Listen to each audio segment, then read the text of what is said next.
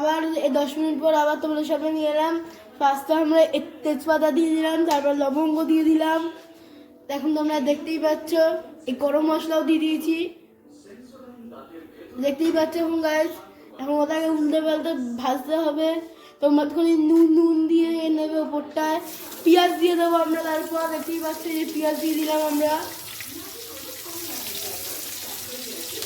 আলুগুলোকে আমরা, সেটা তোমাদের বলা হয়নি তখন, আমি ভিডিও করতে পারিনি, আলুগুলোকে আমরা ভেজে উঠিয়ে নিয়েছি।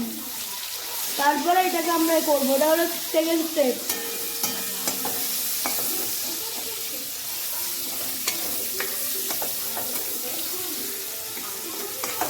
চিংড়ি আর আলুগুলোকে তোমরা এরকমভাবে ভেজে নেবে, আগে ভেজে রেখে দেবে এগুলোকে। তারপরে পেঁয়াজ দিয়ে, তেজপাতা, লবঙ্গ, গরম মশলা দিয়ে নাড়িয়ে চাড়িয়ে তোমরা দেবে, ভাজা ভাজা করে নেবে। পেঁয়াজটাকে যেন পুরো ভাজার মতো হয়ে যায়।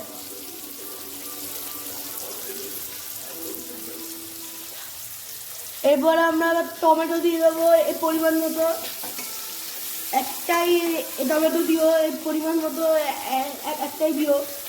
তারপরে আদা রসুনের আমরা এই পেস্ট দিয়ে দেবো, আদা রসুনের এই যে আমরা এবার এই পেস্টটা দেবো আদা রসুনের। এ দেখে নাও একবার।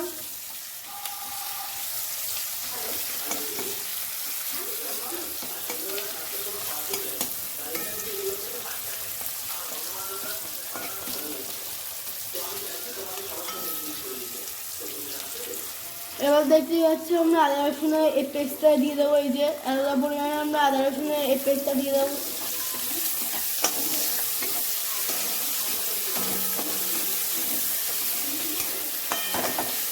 এবার এবার আমরা নাড়িয়ে চাড়িয়ে নেবো। এবার সামান্য মতো নুন দিয়ে দেবো, আপনারা যত নুন খান ওরকমভাবে দিয়ে দেবেন আপনারা। তারপরে সামান্য পরিমাণে হলুদ দিয়ে দেবো আপনাদের পরিমাণ মতো। তারপরে জিরের গুঁড়ো দেবো, তারপরে লঙ্কার গুঁড়ো দিয়ে দেবো, হলুদ গুঁড়ো, জিরের গুঁড়ো আর লঙ্কার গুঁড়ো দিয়ে এবার এই খুন্তি দিয়ে আপনারা আবার এই নাড়াবেন। তারপরে লঙ্কা দিয়ে দেবেন, গোটা লঙ্কা, তারপরে নাড়িয়ে চাড়িয়ে নেবেন। দেখতেই পাচ্ছেন গাইজ, যে আবার একটা মিনি ব্লগ নিয়ে আপনার সামনে আবার এই তুলে ধরলাম। আপনারা কেউ কিন্তু সাবস্ক্রাইব এবং লাইক কেউ আপনারা করছেন না, একটু তেল দিয়ে দেবেন ওপরে। আপনারা কিন্তু কেউ সাবস্ক্রাইব আর লাইক করছেন না, এরকম যদি করতে থাকেন আমরা কিন্তু ভিডিও ছাড়া বন্ধ করে দেবো।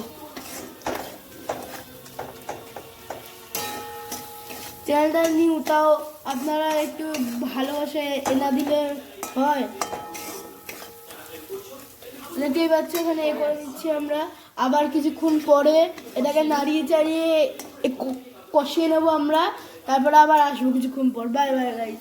আমরা আবার ফিরে এসেছি এই কষানোর পর। এবার আমরা আলুগুলোকে দিয়ে দেবো এর ওপরে, এই কষানোটাকে এটাকে আলুগুলোকে আমরা দিয়ে দেবো।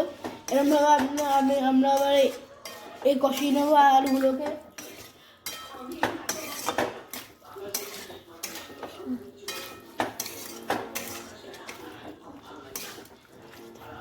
আচ্ছা, আবার তাহলে এরকমভাবে আপনারা এই কষাতে থাকবেন, মানে আলুটাকে সিদ্ধ করতে থাকবেন।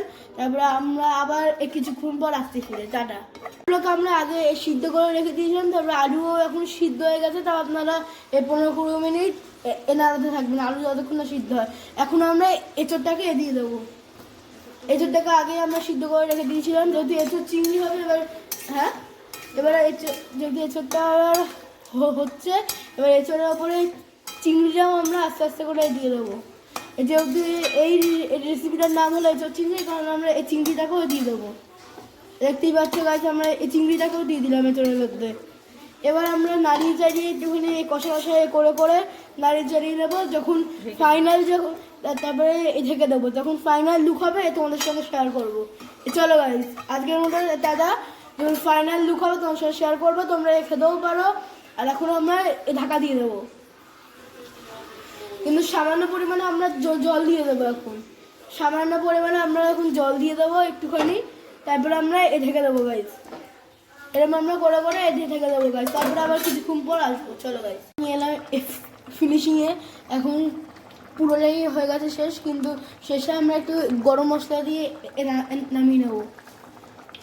আমরা একটুখানি এই গরম মশলা দিয়ে দিলাম, এরপর আমরা নামিয়ে নেবো। এইভাবে একটা এঁচোড় চিংড়ি তৈরি হয়। আবার কোনো পরে কোনো মিনি ব্লগ নিয়ে আপনাদের সামনে আসবো। Tata guys, bye bye.